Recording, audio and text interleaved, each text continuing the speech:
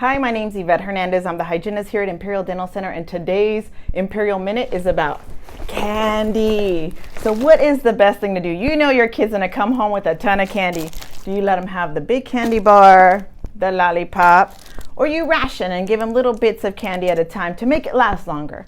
The real answer is you want to have them have the big candy bar.